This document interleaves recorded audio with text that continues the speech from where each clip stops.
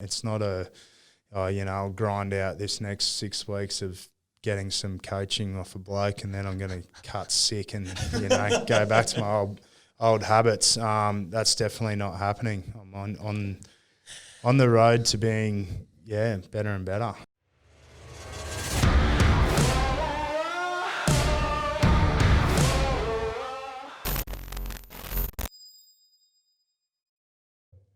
Mate, how are you?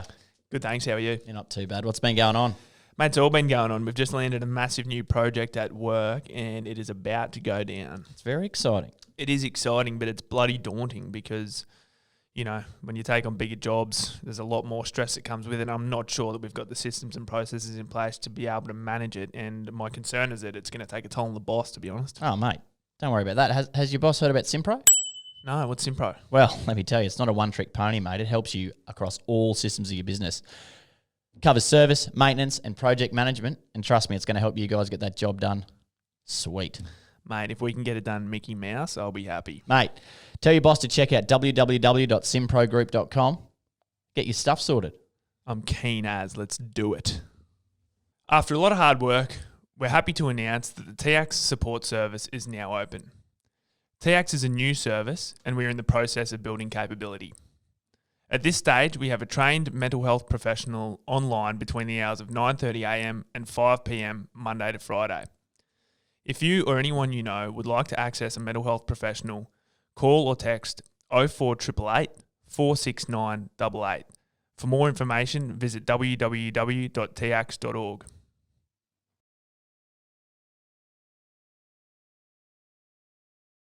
Well, ladies and gentlemen, welcome back to another episode of Trademarks 120 Grit, the podcast for the working class. Today, the man that needs no introduction but is going to get one hell of an introduction. Starting back rower for the Whitsundays Brahmins for an average of 200 metres per game. Former international playing for the Italian Azuri during the 2013 Rugby League World Cup. With the Minicello boys. But most notably, owner of Gardel Electrical, the man that starts his day at 4:30am with a nice cold shower, Mr. Sam Gardel. Welcome. Thank you for the intro there, Dan. Yeah, well, the last point is what we want to touch on first. The cold showers, Gardy. Explain the cold showers to us because it's something I haven't investigated much personally.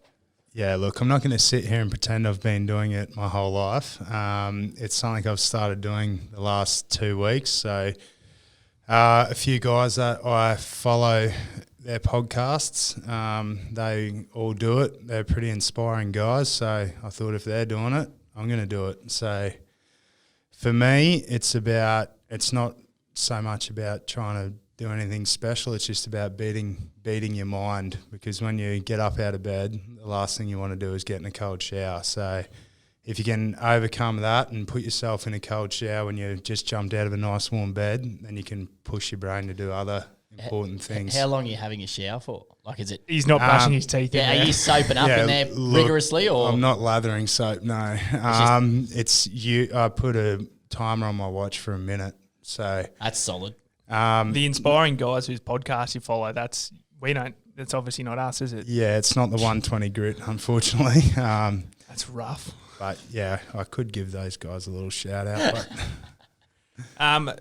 But we were talking about this the other day, and you mentioned Wim Hof breathing, and you're the second guest. You're the second tradesperson who we've had on the podcast who's talked about Wim Hof breathing. Yeah, so if you just jump in there, you're gonna struggle, and you're gonna want to jump out very quickly. So a little 30-second psych up before you go in, and you should be able to, after a week or so of doing it, you should be able to stand in there pretty comfortably. So 1 minute, I could do 2 or 3 minutes. So I'll keep working on that. But you also don't want to make yourself so cold that you'll never get warm again. You're coming into a tough time of year to do it too. Yeah, well, might as well jump in the deep end. And, owner of an electrical business, I wouldn't have thought energy and hot water would have been too much an issue for you. No, mate. Well, we've got evaporative tube hot water system, so, it's very energy conscious. Well, it's good to hear that you're doing your part for the environment anyway, mate. Always. Yeah. Far out. So have you noticed any change in your day from implementing it? Yeah, so the other thing was waking up and looking at my phone was something that I wanted to get rid of. So I've stopped that. So it's just alarm, straight out of bed, 30 seconds of breathing, straight in the shower. And that's something I made a bit of a non-negotiable for myself, and it's helped get my day started much quicker instead of mucking around for 45 minutes and then, checking every single thing on my phone before I'd even started thinking for the day. So which is dead time. You don't. The phones are a big one. They're a bit toxic, aren't they? Like I notice that I roll over first thing in the morning and I'll have a look at the phone and a heap of notifications on there already, and it's just you need to really give yourself a break. I'm proper OCD with notifications as well. So if they're sitting there, I've got to click on them for some reason. So I've started investing some time into actually making my phone a bit more. Oh, yeah, that's killing me, Dan. That is killing me. 1,262. How's that make you feel? The phone in the morning is – because I've done something similar. I'm not having cold showers, but from beginning of the year, I was like, I'm not hitting snooze anymore. I was like, I'm just going to get straight up. Yep. And I can't remember exactly what it is. Someone listening would know. You guys might know. It's like you've got to do something for like 26 days or 6 weeks or something like that, and then it's a routine. To form neural pathways. Form a habit. Fuck. I have not even looked at hitting my snooze. Fuck, it is awesome now. And it's just like I've got the energy and my day routine started. And it's just like, it's awesome because you don't have that lethargic feel. Like I don't have that lethargic feel. And you'd be getting that with cold showers because it's such a rush. Yeah, that's it. It gets everything working pretty quickly. Like So...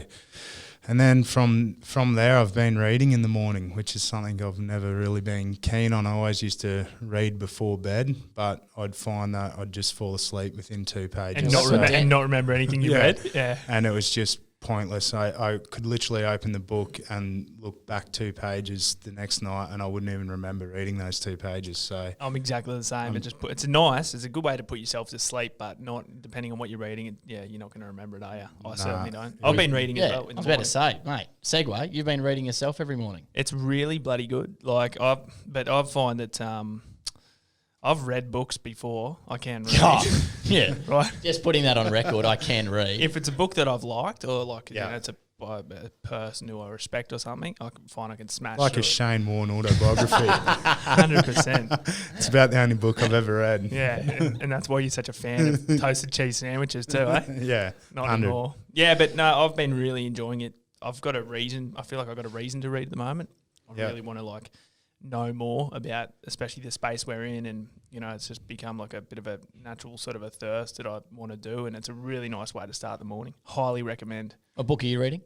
At the moment, I'm reading a book on how to learn languages, actually. So, right. Pretty avid snowboarder. Love going to Japan every year. You have popped over a couple of times, haven't you? So I'm firstly reading a book on the best techniques on how to learn a language, and then I'm going to try and do what I should have done when I was in high school, studying Japanese, and I'm going to actually try and study it instead of getting kicked out of the class for being a smart ass. So, that's awesome. Going to try and learn Japanese. I've given myself a year to get conversational and then hopefully 3 years to get fluent. So that's the plan. Fuck, that is a pretty epic goal. Yeah, it seems a long way away at the moment. Konnichiwa. No, mate, that's unreal. When I came back from Japan, my brother lives over in Japan, and sumimasen was like the big one that I brought back. Whenever me and Todd would go to sushi, he'd be saying sumimasen. It's a great one. Yeah, I think learning a language is an awesome thing to do. A lot harder when you're an adult, I believe, but yeah, that's where there's a will, there's a way. That's also a myth that people put in their way. Yeah, is it? So it's excuses, Derek. It's one of the first things this guy mentions in the start of the book. So. Yeah, 170 pages in or something of a 300-page book, which is that's thick. Would have taken me probably a year to get that far. It's been 2 weeks of reading in the morning, so that'd be thicker than your quadriceps. It's a shame we can't get a full body image here of Gardy. We'll get one later. Yeah, we will. Yeah, I can stand on the stool and take my pants off. So we've obviously digressed a little bit from that fantastic intro, but there was a couple of allusions to some a previous football career or even a current football career in there, Gardy. Sam. Yeah. Yes, that's all right. You can call me Gardy. Yeah. It's I don't call him Sam. I'm taking the piss. Former international for Italy. Yes, former international, 2013 Rugby League World Cup. So One would safely assume that you can speak Italian then. one would be wrong. Yeah, well, let's talk about that because we spoke before we started recording about a post, a comment that you put on a post the other day about schoolboy rugby. Yeah, and let's just go through that journey because you're from Proserpine, Ely Beach. Proserpine, yep. Yep, Proserpine. It was a comment on a post by Rue Ballinger, who's previously been on the podcast. Great segue and good upsell. So go back there. I think it's episode 3. So you got a scholarship down to private school down here in Brisbane? No, not scholarship, mate. Paid the own way. Oh, paid the own way. Yeah. But you were an avid rugby player? No, rugby league. So I was always a rugby league player. Really good up until I was about 13. Was one of the best players up until then, and then I sort of was a late developer, and many of the other kids sort of started shooting up and getting taken away to rugby league specialist schools and things like that. And something that I've touched on before is that I just don't think it's the right way to go with kids. We've seen with the national under-20s comp, which is where a lot of these kids did end up before national under-20s got terminated, was that these kids are living the life of a professional rugby league player. There's 30 of them at each club, and only 2 or 3 of them will end up being full-time NRL players. And as much as they get put through their PT course or whatever endless job it is, they just all come out of it with no direction in life, feeling really disheartened after they've lived the life of a professional rugby league player, and then they come out the other side of it and they've got to play against men when they're 21, and it's all too hard for them, and they don't want to play anymore, feel worthless, like they've let their family down, etc. So I think the right way to go through it all is to go through your age group footy and stay with where your base is, stay with where your family is, and then go through them. If you're good enough when you're 18, that's great. Go to an NRL club or whatever. But this under-20s thing was like a fast track to being an NRL player, and then it was a fast track to get there, but then a really slippery slope afterwards. So I'm glad they terminated it. But what we were talking about was more in regards to schoolboy rugby and the hype around like schoolboy rugby, especially in Brisbane with the GPS scene. The hype and everything like that is great, and I love it, but the emphasis put on winning is just ridiculous, where the schools will buy a whole team, they'll train 4 days a week, everything goes towards this winning the GPS premiership or whatever. Yeah. The day those boys finish school, they're nobody. And they certainly know that they're playing with the big boys once they go to play footy again. It's a hard one, the GPS rugby one, because it's massive now, and schools, pride themselves on being able to win, GPS rowing or GPS rugby, GPS swimming, or GPS track and field are the main ones. And the rugby ones, really hard and shit, because it's sort of, if you don't import like Toowoomba Grammar was for so long, you just shit. And then the worst part is because it sort of creeps through into people that are sending their kids to school, want to send them to the best school. So I was like, fuck, what do you do? So the worst part is that it was ever allowed to happen, I suppose. So now the precedent's been set, they'll never be able to stop it. Yeah. That's the worst part. And plus, like you said, the emphasis that's put on them to succeed is just fucking massive. You know what I mean? And it's hard to change that culture now, you know what I mean? Especially with the way it's set up. I don't know how to change that. Yeah. I think having a 17-year-old kid training 4 to 5 times a week and then playing on a weekend is just ludicrous. Well, mate, when I was at school, Steve Pocock was the year above me, and he's obviously Dave's youngest brother. GPS rugby finished on the Saturday, the season. On the Sunday afternoon, me and my mates were out playing touch on the flat. Steve was doing fucking stairs, getting ready for the next season. Yeah, it was fucked. And what's he done? Is he going on with it? Mate, he went to I hope I'm doing this story justice. He went to Perth with the Force. I'm pretty sure it was his first pre-season with them. Did his back, never play again. Well, we were talking about Ben, who'll be editing this podcast, has a crazy story of playing for Manchester City development team over in the UK and being built up to be a professional footballer all his life. And that was his identity, and his family were like, they believed it too. They're like, you're going to be a professional footballer. Everyone told everyone that's what was going to happen. And then one day when he was about 17, I think they just cut him, and that was it. Dream was over. And then identity gone. Yep. Went through that whole struggle of the early 20s and, you know, all that sort of stuff, trying to figure out who you are supposed to be without that identity as an athlete. Where you fit in. Yeah. It's a hard one. And kids from school would definitely be struggling through that. Yeah. 100% coming out of school. Yeah. So I don't know, the message out of the other side with me with that is that the amount of emphasis put on winning should maybe be eased off a little bit. Maybe make the kids be something other than footy. Like, I know the good schools do put a lot of emphasis outside of the footy path, but you know, the pulling kids out of home and that to send them to a specialist school, to tell them they're going to be an NRL player, to tell them they're going to be a Super 15 player and whatever else, and then they don't reach that target. Who's there to pick them up? That's sort of the road that's... Well, we've just been having that conversation with Glenn Azar, who we had on the podcast, another segue. He has been working with Jaden Nikarima, so Cody's younger brother. And, for anyone that doesn't know the story, Jaden was with the Roosters. He debuted in the World Club Challenge after, I think it was 2013 maybe, when they won the comp 2013. And, debuted over there. And then he came in 2014, I think it was, played a few games, and then I think they lost the first 6 games or something, the Roosters, and they booted him.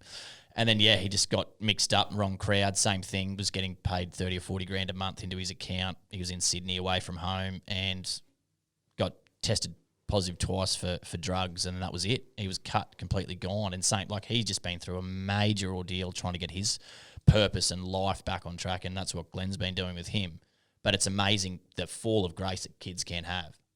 Like, fucking massive. You're talking about, particularly with the winning stuff, a lot of those GPS schools really base their identity on how good their team is, right? And they're the big team, and you come here because we're winners, and that's the culture we want to create, and there's no losing. But you've got the pressure on the old boys and shit too, because that's like, they all want that. Well, you know, the 16-year-old kid that might be playing on the wing for Nudgy or whatever, and he's got 1,000 old boys there watching him. If he drops the ball and they lose the game, no one's going to be picking him up, making him feel better. He's only a 16-year-old kid.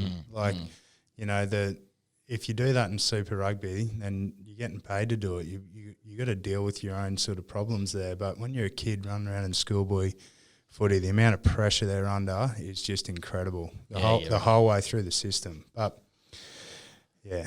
So at what point did you, because obviously playing for international rugby league for the Italian Azuri, that's a pretty great story. How did you get to that point?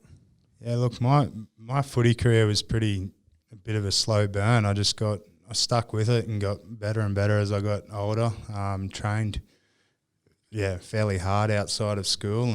I played for the mighty with Sunday Brahmins in 2008. 2006, 7, 8 and 9, my 4 years of my apprenticeship up in Proserpine. And then, in 2009, I got in the top 10 players in the Mackay comp, so I thought I'd have a crack at playing Queensland Cup. So I moved to Brisbane and showed up at South Logan, pretty well unknown.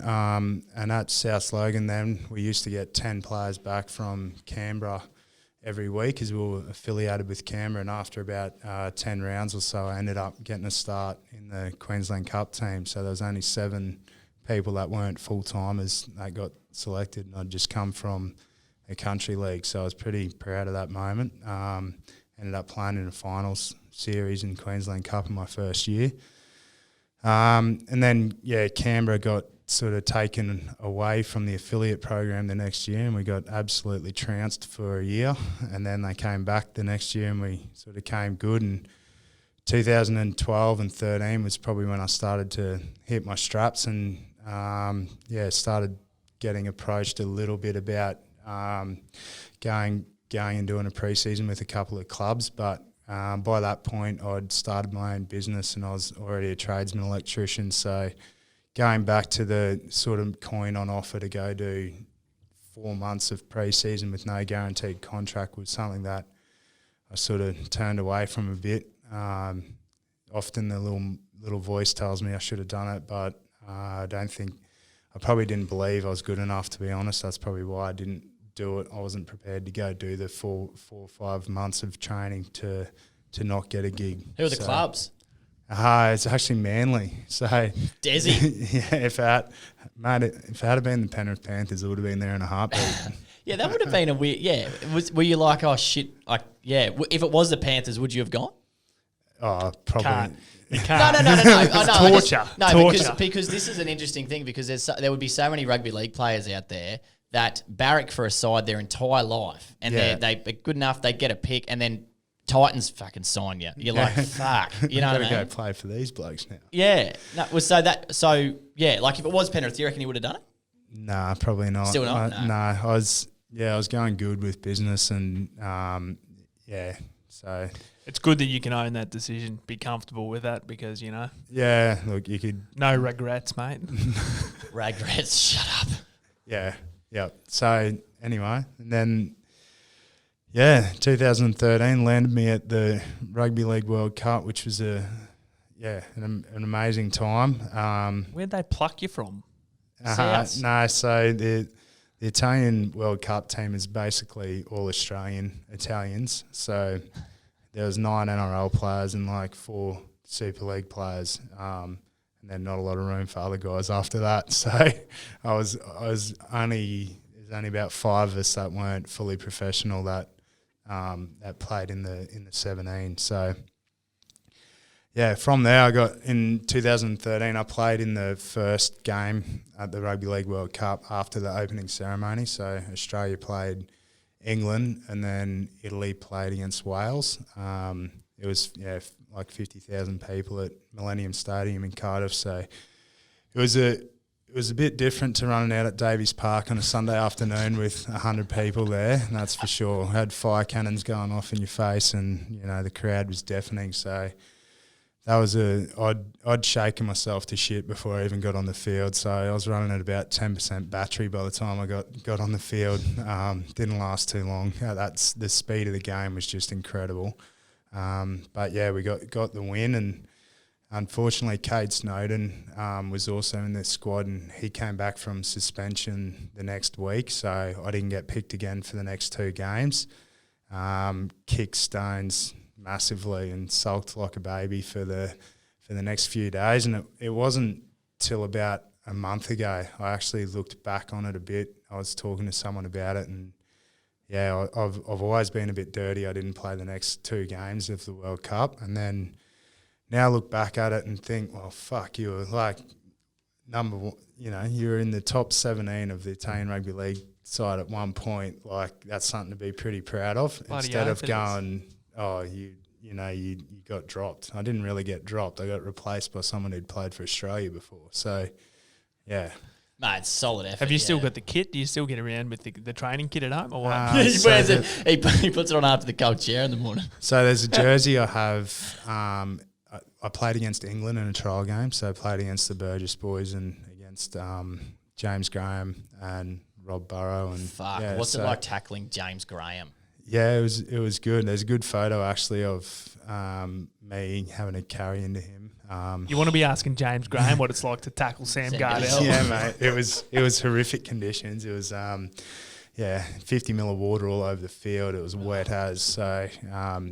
One of the jerseys, Mum and Dad have got the jersey from that game, and in a bit of memorabilia, and I've got the other one from the World Cup game. So it's awesome. What qualifies you to play for Italy?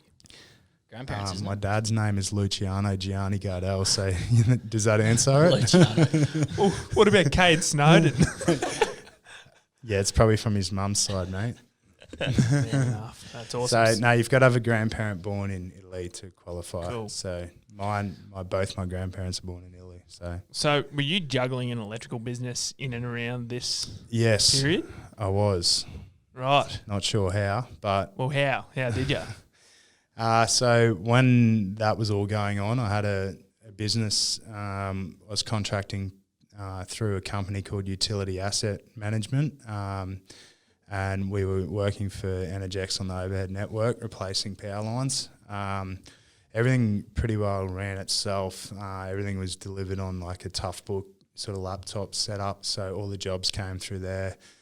Everything was sort of self-generated, pretty easy to do. So that definitely helped keep the business going at that time. But as you guys know, that all came to an end. Yeah, so walk us through that. Walk us through that, because we did speak on it briefly before we started. So walk us through what happened there. Yeah, so I used to work for the company previously as an employee. Saw an opportunity to contract back to them because I was basically turning out a lot more work than the other blokes were that were doing the same thing as me. So I wanted to make more money than what they were. So I offered to contract back to the company, and we got that all happening. And then I had a crew, and we were going really well. And then they're like, all right, get another crew on. You guys are killing it. So then I ended up with 3 crews and about 11 blokes all fully trained to work on overhead power lines. Very expensive setup costs and training costs. And then in, I think it was November 2015, they pretty much pulled it out from underneath me. So I had to pay out all the redundancies and get rid of all the trucks and everything, and just lost a lot of money at that point. And I'd wisely just bought a new house, which was double the mortgage of my previous house, and my wife was 10 months pregnant, and I'd just quit footy as well. So, I hadn't quit footy. I was training a pre-season for 2016 at that point. Sorry. Fuck. So, Good timing. Yeah. Yeah, no, it all went down very smoothly. And what was your mindset around that? Like, are you instantly like, holy fuck, what am I going to do? Or was it, I know what I'm going to do? What was that? No, there was definitely a holy fuck moment there. How old were you? When was it? 2016. So I was. You lose track, don't you? I was like 27. Yeah. That's pretty young to have a business fall over like that when you invested so much into it. That's a tender age. Yeah, it was. And, I probably hadn't been the wisest with how I'd spent money either. Like I was pretty sort of adventurous with how I spent. Like, bought a house when I was 24 and pumped money into it and did it up and sold it, and sort of was looking to do the same thing with the house that I'd just purchased at this time. And I had a lot of financial stress there. And I remember I spoke to my accountant, who's also my godfather. Not that I go to church or anything like that, but he's my dad's best mate, and he just said to me, well, there's 2 ways to do this. We can either blow it all up when you're bankrupt, or you can dig your heels in and get it done. And I chose the dig my heels in approach and just work tirelessly to get myself out of trouble. And I've actually got to thank Tommy Crookshank, who's one of you boys' mates as well. Acquaintance. Yeah, we know him. He helped me greatly. He was the first employee I started back with when I went from I went from 13 to 1 person overnight. So so I got him back. I got him on board and built it back up to where we are today. Hey, how do you? How's the mindset when you have a business like that it all falls over? Obviously, you're having a crack, like a fairly decent crack. But are you kind of worried about what people are going to think of you, or are you like going to be perceived as like having failed or anything like that? Like, did you have that sort of ever have those sorts of thoughts? Yeah. Look, I think I had way too much pride to throw the towel in. So there's a fair bit of drive there to work my way out of it. And look, I got to thank the Australian Taxation Office for being very, very friendly with their tax debts and whatever else. I carried one of those for a long time, which helped me get out of trouble. Been there. My God, Father. You probably wired up the power lines that were keeping their lights on, or what? They looked after me. They looked after me anyway. So, We love the tax office, don't we? Yeah, we love the ATO. Yeah, as we spoke about before, with that working so hard mentality that I had, the blinkers were firmly attached to what I was doing, and I was probably being a little bit neglectful in other parts of my life, such as my home life, and starting to drink too much and gamble and whatever else to try and cover up the hurt that you were holding from that. Well, yeah, the hurt and from losing what I had going so good, and then also the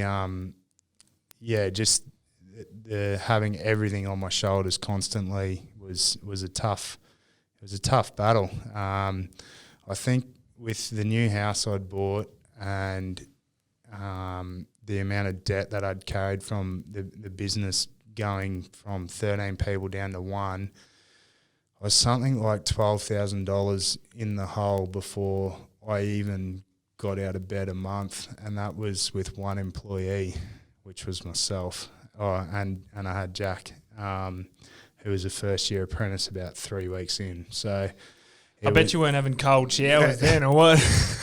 Mate, there was no time for a shower. It was just work non-stop to try and get back, and I had to swallow my pride and do jobs off high pages, take jobs off anywhere I could get them, subbing into other electrical contractors, doing whatever I could to work a lot. And then, through lots of hard work and whatever else, I've finally got my head above water again, which is a nice feeling. Mate, yeah. Well, I mean, we'll touch on it in a minute because it's incredible sort of what you've done in the last 6 months because, to set the picture, we used to sublet the upstairs of your office in East Brisbane. Gardy gave trade mud at first start. He gave us a first start. I did.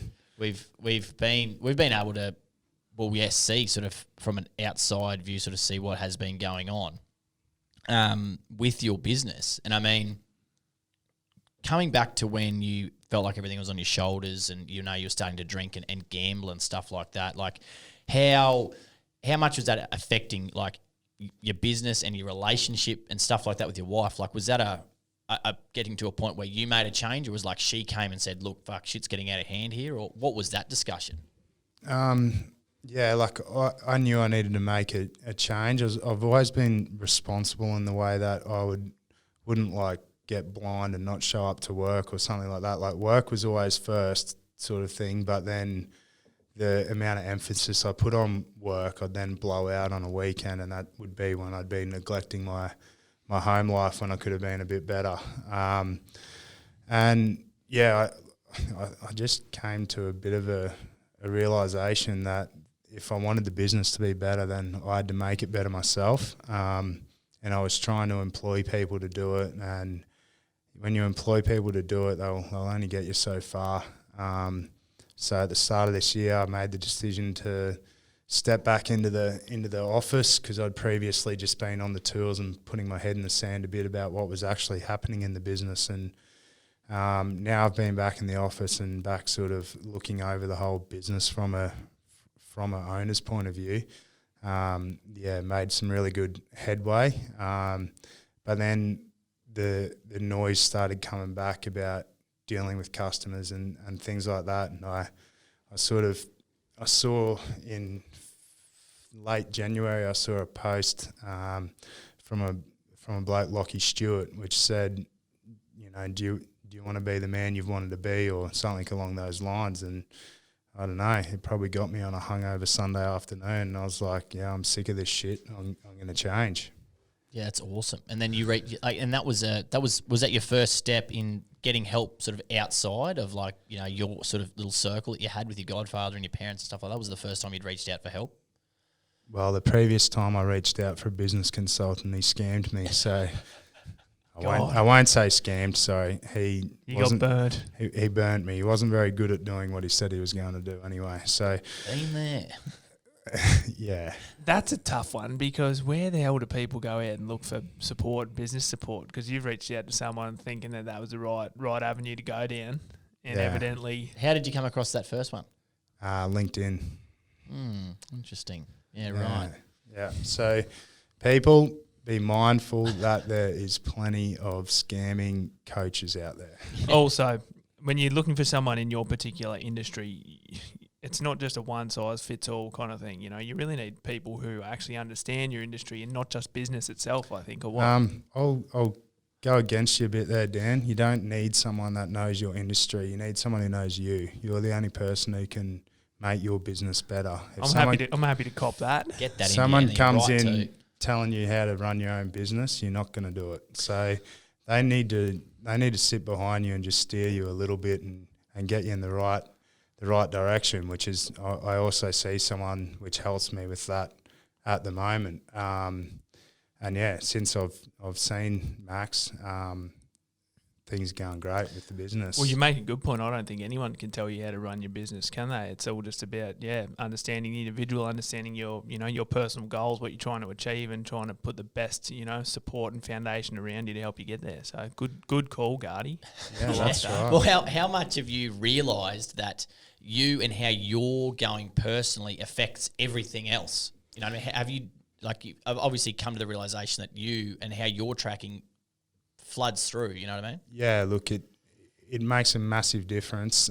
So since sort of January, February this year, when I've started making some real positive changes that people can see. Sorry about the little ding there. I don't know how my phone came off. No, that was Mike, wasn't it? What? No, it was me. Guilty as charged. That's all right. So yeah, now I'm completely lost. Since you invested in yourself and what you've learned. Yeah, because I had a chat with you on the phone the other day, and that was actually one of the best chats I'd had, on the way to work. Normally I've been listening to podcasts, but it was worth the yarn with you, and I could hear the tone in your voice and the excitement that you had for your own business that probably wasn't there, 6 months ago, late last year, and I know what I know now is that not only have you invested in yourself, you've seen positive results in your business, and it's also allowed you to invest in your staff and your people and start to look out for their best interests as well. And I think that's an awesome insight. Yeah, so, the employees I've got at the moment are extremely good, and they've seen the changes I've made, and some of them made some changes on their own accord. Like my office manager, Tash, she's stopped smoking because she saw the changes I was making. So then I challenged her to make some changes as well, and it's been a very positive outcome for her. And a couple of my other employees have sort of reached out to me a little bit more, I suppose, because I've been open about the changes that I have been making.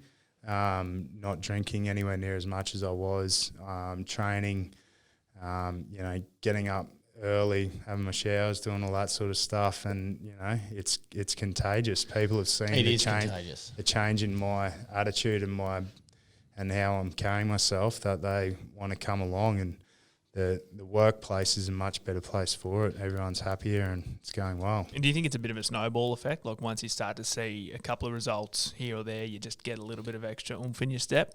Yeah, definitely. So start making a few changes, and then the changes you've made and it's still not good enough. You just want to keep going further and growth further mindset. There it is again. So, I didn't come this far just to come this far. Who was saying that? Glenn Azer? Did he? What a legend! I've heard last that one Friday. before. Yeah, Nah, I'm not going to say that one. But interestingly, the scissor lift, I reckon, is a very interesting insight because I even had my uncle Johnny Mack. He won't be listening. Shout out to Macca if he's listening, and Heidi running shotgun. He's just invested in a excavator. Yep. Because he saw the numbers that he was spending on wet hiring, one of them. No, dry hiring. Dry hiring. Dry hire, no driver. Dry hiring machines. Yeah. And and you had a similar story with your scissor lift once you got your head around the numbers.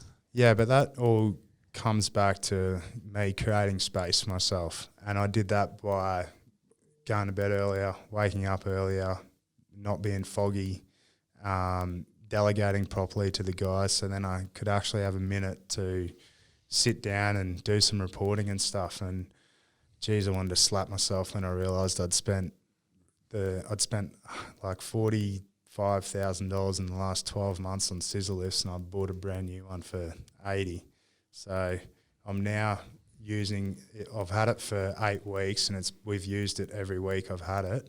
I'm about, with lease repayments and what we would have spent, on about $5,000 in front in 8 weeks. That's insane, isn't it? Yeah, and it's good for us because Jordan's driving it over here from East Brisbane. No, but I think, but how, because that's another big thing. We've been graced with people who've helped with us with our numbers from a very early stage in this business. And I mean, it is meant everything to us to be able to know where we are, where we're tracking, and it's never been. I don't think I've ever had a point where where I've worried about everything financially where it's heading, because we've had such great people helping us with that. Yeah. When did you is that just something recently you've implemented into your business? Have you been doing the numbers, or where did that side of the business? Who was looking after that? I've always had a bit of an idea of the numbers. And, we've got really good reporting processes in place and all that sort of stuff. You use Simpro, don't you? We use Simpro. That is 100% genuine. So that is genuine. And actually Tash, my office manager, used to work at Simpro. So she's the Simpro guru and I am the Simpro dunce. So but she's amazing at what she can do with that bit of software. Plug. Well, the plugging aside, sure, Simpro. But the fact of the matter is that you do have systems in place to be able to do this stuff, because so many businesses don't, and they pay the price for it and pay handsomely. I might add, pay handsomely for the fuck up. But the outcome is significant challenges with mental health, which lends itself to leaning on vices and drinking. Well, it just goes back to the story that we just spoke about with you. It all falls over. Your coping mechanisms to go out, get drunk, do some gambling, release yourself on the weekends because you got to work like a dog to make up for it. You know what I mean? It's just that vicious fucking cycle. And you just end up treading water, and you can only tread for so long until you start going down. Loco. And there'd be so many people out there going through it. Yep. So many. So what do you think, was it just that Sunday afternoon, that you might have been a bit hungover and saw that post? Was that the breaking moment where you were like, fuck, I'm changing something here? That is awesome, because those posts as well, it's so awesome to hear that someone's seen one of those posts and been like, yeah, fuck yeah, that's awesome. I love hearing that. Yeah, that's awesome. Yeah, it definitely, I don't know, Lockie just clicked with me, I suppose, because he's an ex-footy player as well. He done all the same dumb shit I've done. There's been a bit of that. Yeah. So, So, it was just great to sort of do a workshop with him and learn a bit. Yeah, so what was involved in that?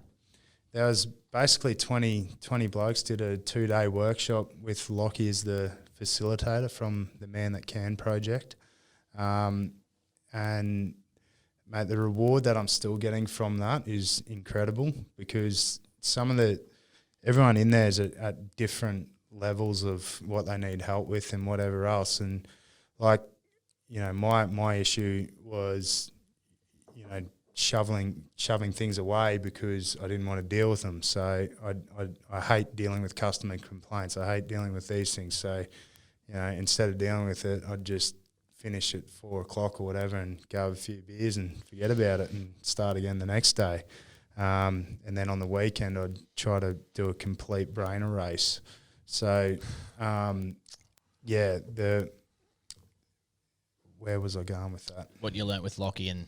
Yeah, so, and, some of the other guys are, coming out of a divorce or whatever, so they're a bit down and out about that. So, the guy with the drinking problem, which was me, but very good at business, I consider, was able to sort of maybe help the guy that might be going through a divorce that's struggling with his business. So as everyone just sort of can get so it's like a community type. It is, but Lockie is the facilitator as well, and he gets everyone to lift their standards, and then we all sort of stay in contact with each other. And it's just a good little community where we all can share freely without judgment with each other, and we all still get along and still have a few group chats that we do stuff with, and we just did that push-up challenge together and that. So that's pretty it's powerful. good. That's pretty powerful. Do you sort of buddy? Is it kind of you buddy up? Have you sort of been doing a bit of mentoring? No, it's not really buddying up, but like one of the guys in there, I've been talking to him a little bit, just trying to explain to him about about keto diet that I've been doing, and it really helped me lose weight. And I thought he'd be someone that it would suit, because I noticed that he was drinking a lot of soft drink over the weekend of our workshop, and he's had a very tough time with separating from his partner. He's not doing so well mentally, but if we can start on getting our body right first, I think it's a very good spot to start with fixing other things. So that was pretty much your journey, I suppose, is it? Because you really you hooked into the keto, and you really started getting into the exercise. So that was sort of late. That was mid last year. I got into that to just try and lose some weight to play footy, but then it was this year that I started to train a bit more regularly and get back into footy. And I played last year, but I hardly trained, so it wasn't really playing. It was more just playing on the weekend and then getting blind. So now this year I've been training and sort of helping out with a few younger guys as well, which is pretty rewarding. So when you with myself helping the guy from the Man That Can that I've been talking to is sort of more rewarding and holds me accountable to keep doing the things that I'm telling him, instead of telling him to do this and then I'm doing the opposite. The accountability part's huge. Do you find it's a bit invigorating almost when you can sort of impart some of your wisdom or support on others as well, that kind of helps you kind of keep going on your path? It's probably the most powerful thing that is driving me to make more changes and make more positive changes, I should say. Very empowering. And also, I would think it's also for that fella you're talking about is really relatable to come from a bloke like you. I mean, that's one of our biggest things with Trade Mutters. We're not massive on, this clinical approach. It's more peer-to-peer support. Like, we can talk about this stuff together. We can help each other together, and it comes from a much more relatable level. And I'm sure he really appreciates that as well, coming from you. Yeah, well, look at the depth of our conversations that have changed over the last 6 months. Mate, it's bloody cool. It's bloody cool. And who would have thought we'd be sitting around here talking about books? Exactly right. Half an hour ago. What a fucking G up. No, but how good is it though? I love it. I really do. And it's really, the group of people that we're surrounding ourselves with and going forward, it's just fucking awesome, you know what I mean? Everyone's sort of in on it, and we're all learning together, you know what I mean? No one's got all the answers, but we're all actively learning new things. And I'm going to start trying this bloody cold water thing in a couple of weeks for sure. I regret not doing it this morning. I was going to do it because I thought Gardy's coming in today, and I want to be able to talk about this. I was going to do a Wim Hof because after we had Wes on, I Googled it. I think it was the next week or something or whatever, but there's a place in Tenerife, I think, that they do training for it. It's once a Saturday. It's one Saturday a month, but obviously COVID's shut it down. But they run you through on how to have ice baths and have get that breathing and stuff happening. And I'm going to do it once it all starts back up again because it looks really interesting. And I see a lot of it on LinkedIn, a lot of people doing that Wim Hof stuff. Have you seen Kevin Hart's show on YouTube where they sit in, he's got this YouTube thing. Oh, is that the ice baths? Yeah, the ice baths thing. And he did one with Dennis Rodman, and big King Dennis Rodman's just in the bath, no dramas. He's breathing all good. Kevin's absolutely carrying on like the larrikin that he is, but worth a watch if you want to check out ice baths. Gardy, have you noticed a difference in your home life with the investment in yourself and your business? Is it? Yeah, and look, it's made an incredible difference to the home life.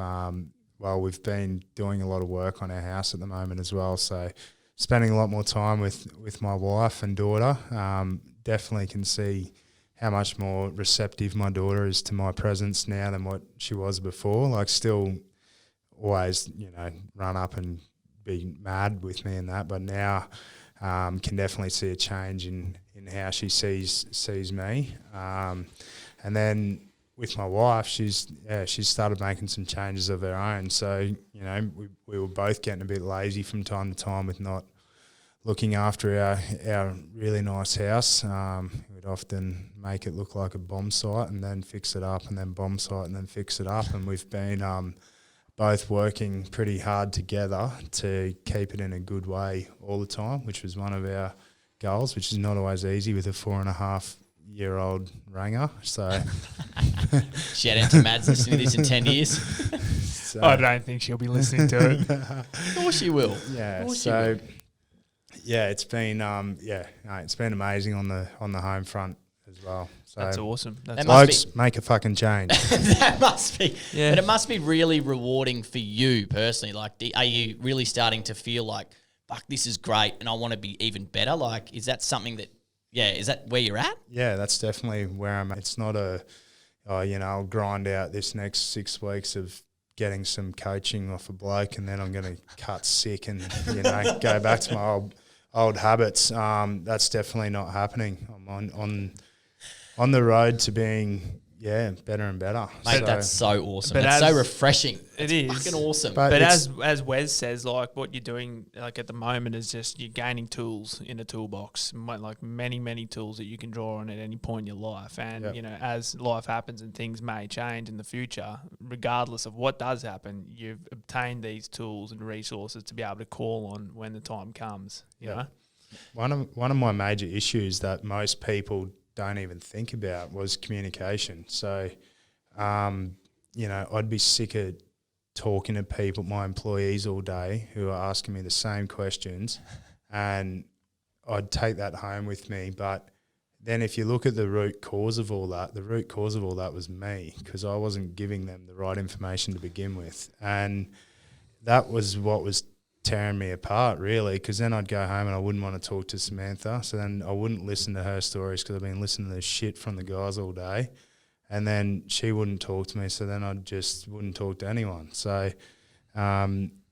being able to pull myself away from everything and make some proper process and build things properly and get the communication paths open is what gave me the space to be able to communicate even better moving forward. that's awesome because we just had Jordan in here last week, Bala Horden, one of your most reliable lads. One of my prized possessions. You're one of your prized possessions. Don't worry, he's roughing in the podcast. Yeah, he's studio. done all the lights. here. But mate, he was brimming ear to ear. He goes, we have toolbox meetings now. Yeah, mate, he was stoked. Yeah. Yeah, we have toolbox meetings. Like, mate, Gardy's like all over it. We're like, mate, that's bloody awesome. That's awesome to hear. How is it? We were having another conversation today before you came in about no matter sort of how much you do personally or people what we're all sort of doing and learning and how much we're improving and we know how good it is for us. How hard is it seeing other people that that aren't doing it and you just want to fucking flick them over the back of the head and be like, come with me, you know what I mean? Like, have you found that difficult?